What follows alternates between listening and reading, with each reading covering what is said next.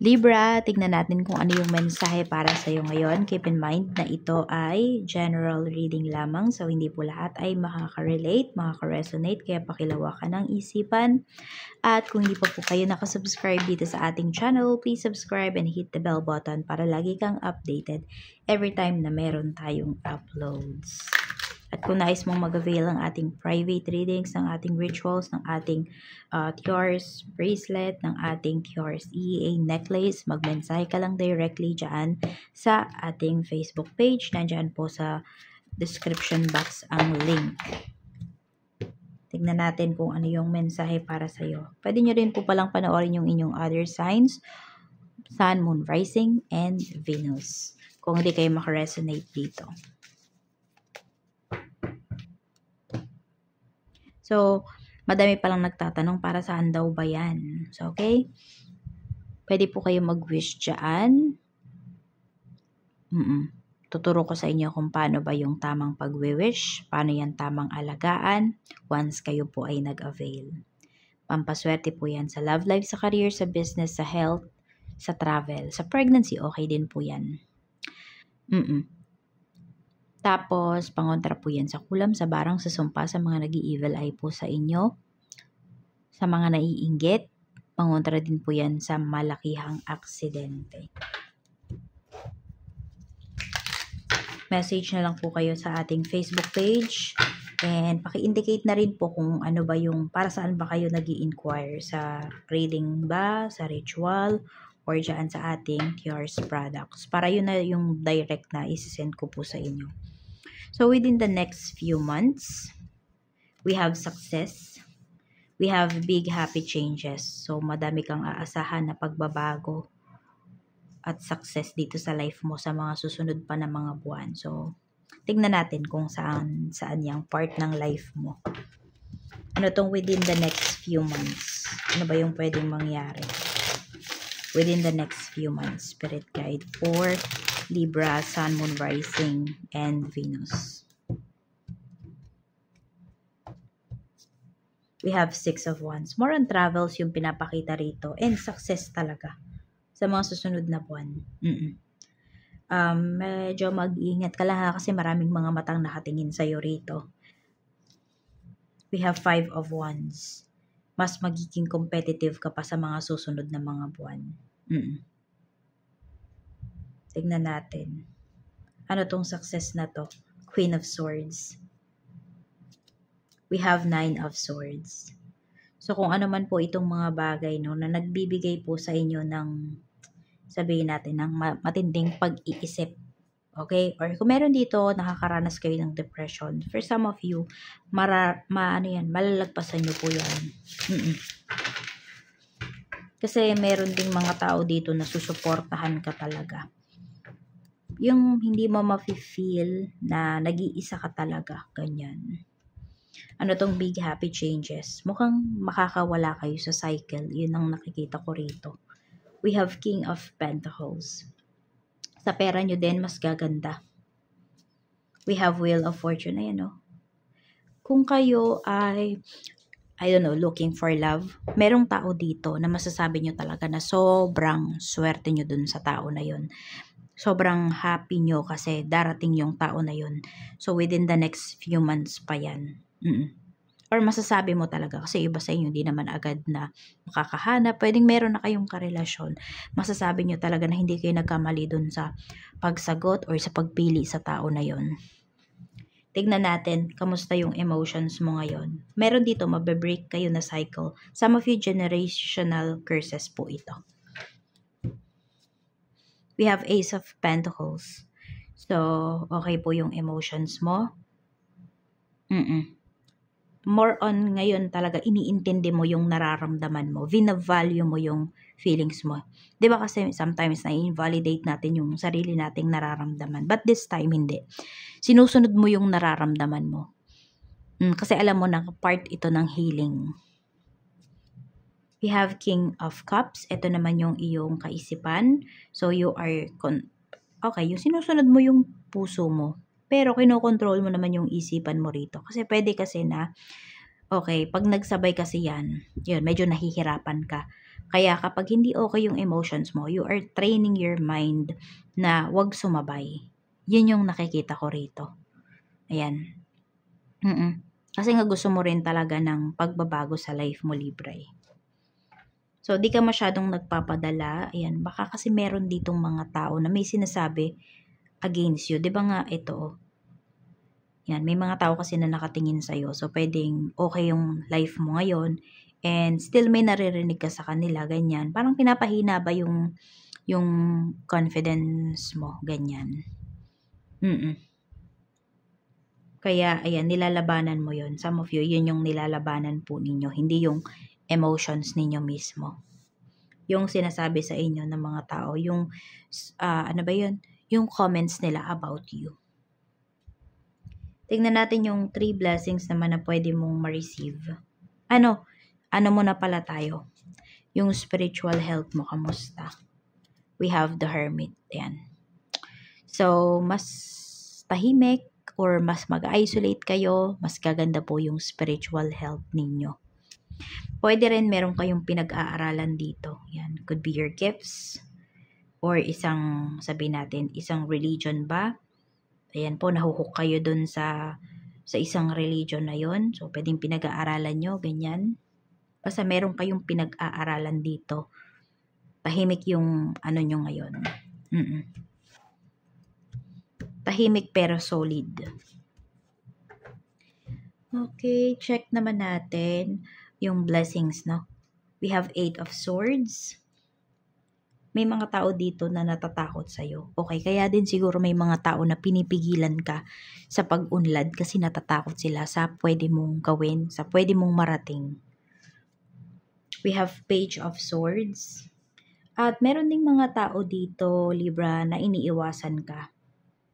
Not because iniiwasan ka nila kasi there is something wrong about you. Meron po dito, parang ginagawa ka nilang independent, ganyan. Oo. So, hindi lahat ng umiiwas sa'yo, may problema sa'yo. Hindi, no? Pwedeng sila mismo yung may problema, ayaw kanilang idamay. Meron naman po dito, yun, ginagawa kanilang independent. So, you should be thankful for that person kasi mas makikilala mo yung sarili mo. Pero sabi ko nga, di ba, may mga tao din naman dito na laging nandiyan nakasuporta sa'yo. Pwedeng ito din, yung tao na to na akala mo umiiwas sa'yo. Akala mo iniiwasan ka niya, pero totoo, sinusuportahan ka niya. Siguro more on tough love lang, Tough support ang binibigay sa'yo ng tao na to. Hindi yung bine-baby ka niya, ganyan. Check naman natin, energy ng, isa pa pala, no? We have 4 of Swords. Peace of mind. Ayan. So, kaya unbothered yung iba sa inyo, sa mga sinasabi ng ibang tao kasi you have your peace of mind. So, napaka-importante niyan ng peace of mind. Energy ng taong makakasalumuha mo or pinakamalakas na energy, We have Knight of Wands. Very passionate. Ayan. Alam mo yung kahit kulang sa tulog, ganyan. Makikita mo talaga yung tao na yun, dedicated siya dun sa kanyang ginagawa. Yung hahangaan mo talaga. Masisipag. Dedicated. Sa work naman, we have the High Priestess. Meron tayo ditong Ace of Swords. Meron kakausap sa'yo dito pagdating sa trabaho. Tignan natin. Could be your boss. Ayan. Meron siyang mahalagang sasabihin sa'yo. Ace of Wands. Ano to pag-i-improve ito para sa ika-i-improve ng trabaho mo, sa ika-i-improve ng position mo dito. Hindi to hindi to indecent proposal. Hindi. Talagang makakatulong sa'yo yung yung ibibigay sa'yo ng boss mo. Nagtitiwala kasi siya sa'yo. Alam mo yung ikaw lang yung nakikita niya dyan sa trabaho or isa ka dyan sa mga nakikita niya talaga na may malasakit dyan sa work. Tignan natin. Sa business naman, we have 2 of Pentacles. Meron tayong 10 of Cups. medyo overwhelmed lang kayo ngayon pagdating dito sa inyong negosyo. Pero happy kayo ha. Pero may stress, may a bit stress din na pinapakita rito. We have the Hierophant. Ayan. So, medyo yung iba sa inyo, sumasakit ulo nyo kasi pwedeng ito yung bread and butter ninyo. And medyo nakukulangan kayo ngayon sa puhunan. So, alam mo yung madaming kulang na products dyan sa negosyo, pero hindi mo siya mabili agad, ganun. Hindi ka makapag-order kasi medyo nagkukulang ka sa puhunan. Tingnan natin. So, mas maganda kasi muna talaga lahat ng kinikita nyo, pasok nyo muna sa negosyo. Tapos, saka kayo gumastos kapag malaki na yung puhunan mo. Ganun. Pero kasi kung sabihin natin magstay na, kunwari 1,000 yung puhunan mo sa negosyo, kung hindi yan umaandar, di ba? Hindi lumalago yung puhunan mo, hindi siya nadadagdagan, magstay lang talaga dyan yung negosyo mo. Oo, kaya dapat palago siya ng palago. Di ba? Hindi lang yung kinikita mo, kasi di naman lalago yung kinikita mo kung hindi lumalago yung puhunan mo. So, ano ka muna, bawasan mo muna yung unnecessary na mga gastusin mo. So, sa clients mo naman, we have 9 of Wands. So, ayun o, nakabuild ka na talaga dito ng mga clients. Aalagaan mo na lang talaga sila. Staff naman, we have Strength. Ayan, sa staff mo din, wala kang problema. Very honest sila dito sa trabaho. Mahal nila yung ginagawa nila. At meron nga dyan nagpapabibo sa'yo pagdating sa work. Tignan natin, pagdating naman sa kaperahan, kamusta? We have Queen of Pentacles. Meron tayong 7 of Pentacles. At meron tayo ditong the World. Tignan mo yung makukuha mo pagdating sa kaperahan mo. Success talaga. Yan, malaki yung pagbabago. Alam mo kung bakit? Sa pag-iipon mo daw to. Ayan o. Kaya nga cut mo talaga yung mga unnecessary gastusin. Meron nga dito makapag-travel pa kayo. Pero ano pa to ha, may paghihintay pa kayo na gagawin kasi more on pag-iipon po ang pinapakita rito. So sinasabihan talaga kayo ni Universe na napakahalaga ng pag-iipon. Hindi lang ngayon, dati pa. Lalo ngayon, mag-ipon po kayo. No? 2 of Wands. Ayan. So, kung ano man yung mga pinaplano ninyo, hayaan mo munang plano muna yan. Okay? Basta nandiyan yan, nakaplano yan. Pero ipon ka muna. Oo. Yun daw muna yung gawin mo. Para hindi ka ma-short, hindi ka maalanganin. Sa love life mo naman, kamusta, Libra? We have 2 of Swords. Medyo nagdadalawang isip ba kayo dito pagdating sa love life? Kung ito naman ay bago, pwede po na, or wala pa kayong karelasyon, but may kakonect kayo. Pero yun, nagdadalawang isip or meron dito, nagugulhan kayo sino ba yung i-entertain ninyo. Let's see. We have the Fool. We have 9 of Pentacles. Sabi lang dito kung sa kanino ka nakakaramdam ng sense of security. Meron kasi dyan kung ito ay, yan, ano pangalan kayo, parang getting to know. Meron dyan kasi hindi lang ikaw yung kausap. Hindi lang ikaw yung dinedate. Ayan o. Tingnan natin. Parang ano pa siya, namimili siya, ganyan. Whether nakita mo na yung taong to or hindi pa, no? We have the Lovers. Sige, pili ka na lang dito. 1 or 2. Sino ba sa kanila yung pipiliin mo? Yung una mo bang nakausap o yung pangalawa? O kung sino man, yung una mong kadil o yung pangalawa mong kadil? Sino yung totoo sa kanila? Okay, mamili ka na. 1 or 2. Yung una mo bang kausap, totoo ba yan sa'yo? We have 7 of Wands. Yung pangalawa mong kausap, totoo ba yan sa'yo? We have 8 of Cups. Ito kasi, ito, number 2. Okay, yung pumili ng number 2, ito. Ito, mas seryoso to sa'yo. Alam mo yung, ano ba yung tawag doon? Mas mag-e-effort sa'yo yung tao na to. Ito kasi madaming tutol dito sa sa tao na to. Medyo stubborn kasi siya. Ito. It's the 8 of Cups. Talagang ipupurso ka nung tao na to. Pero, syempre, nasa sa inyo pa rin yan. Ito lang yung pinapakita na energy. Kasi marami kayo eh. So, kung hindi kayo satisfied dyan, pwede kayong magpa-private trading. Pero, ang malakas na energy dito ngayon is yung pangalawang kausap po ninyo. Yan.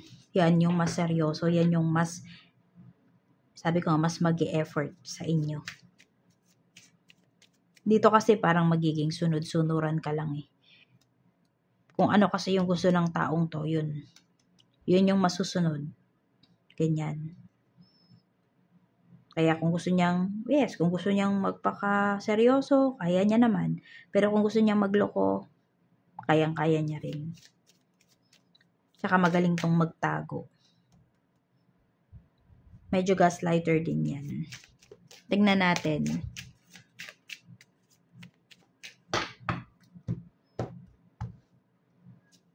We have Page of Cups. So, kung di ka pa sigurado, kausapin mo muna sila ng kausapin. Hayaan mo silang magkwento ng magkwento, ha? Kapag may ka-talking stage ka, wag ikaw yung kwento ng kwento about sa life mo. Hayaan mo sila yung magkwento. Kasi kung nagsisinungaling yan, madudulas yan. Sa mga kwento na ginagawa niya, nagawa-gawa niya lang.